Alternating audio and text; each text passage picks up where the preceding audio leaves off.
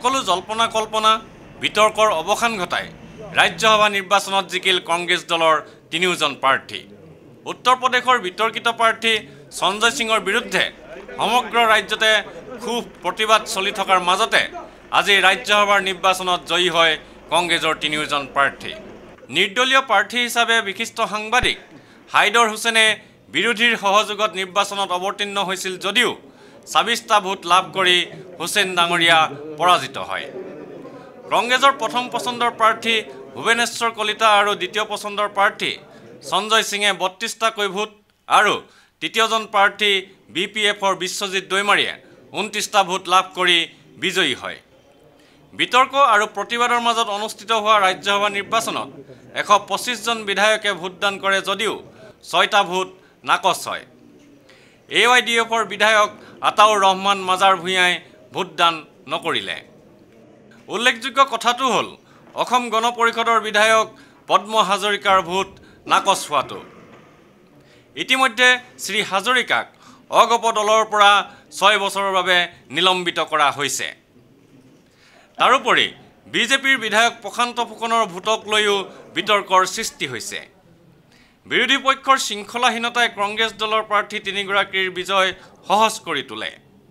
ৰাজ্যসভাৰ নিৰ্বাচনৰ পাছত বিতৰ্কিত মন্ত্ৰী ডক্টৰ হিমন্ত বিশ্ব শৰ্মাই সংবাদ মাধ্যমক কয়, 126 वोट था, एक वोट कास्ट करने नहीं आया तो 125 हो गया। 125 का बीच में 6 वोट कैंसिल हुआ, सो टोटल 119 वैलिड वोट हुआ।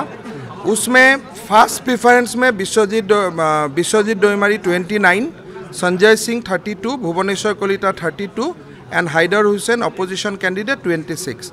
32 वोट लेके फर्स्ट प्रेफरेंस वाला दोनों कैंडिडेट जीत गया। जब सेकेंड प्रेफरेंस का वोट काउंटिंग हुआ तो विश्वजीत डोईमारी का वोट का वैल्यू 29 से 33.4 हो गया, तो उसमें विश्वजीत डोईमारी भी जीत गया। तीनों कांग्रेस एंड कांग्रेस का एलाइड जीत गया। ৰাজ্যসভাৰ এইবাৰৰ নিৰ্বাচনে ৰাইজৰ মাজত বিতৰ্কৰ সৃষ্টি কৰিলেও কংগ্ৰেছ দলৰ প্ৰাৰ্থী তিনিগৰাকীৰ বিজয়ত সন্তোষ প্ৰকাশ কৰিছে কংগ্ৰেছ দল আৰু চৰকাৰে। AICCৰ সাধাৰণ সম্পাদক ভূপেন বৰাই সংবাদ মাধ্যমক কয়, अभी तक तो फॉर्मल अनाउंसमेंट नहीं हुआ, लेकिन काउंटिंग में जो नतीजा आया है उसमें मैं भी था। उसमें हमारा भुवनेश्वर कलिता को 32 वोट और संजय सिंह जी को 32, विश्वजीत डोईमारी को फर्स्ट प्रेफरेंस का 29, सेकेंड प्रेफरेंस 64 और सर्वदलीय जो उम्मीदवार थे हाइदर हुसैन साहब को 26 वोट मिला है। कितने वोट कैंसिल हुआ है? 6 वोट कैंसिल हुआ है और एक एब्सेंट था। অসমৰ ৰাজনীতিত ৰাজ্যসভাৰ এইবাৰৰ নিৰ্বাচনে এক অশুভ পৰম্পৰা সৃষ্টি কৰিলে বুলি ৰাইজৰ মাজত গুণগুণনিৰ সৃষ্টি হৈছে। আগন্তুক অসমৰ ৰাজনীতিত ৰাজ্যসভাৰ এই নিৰ্বাচনে কি প্ৰভাৱ পেলায় সেয়া লক্ষণীয় হ'ব। ভিডিঅ' জাৰ্নেলিষ্ট সুশান্ত দাসৰ সৈতে অমৰদীপ গগৈ, চেণ্টিনেল নিউজ, গুৱাহাটী।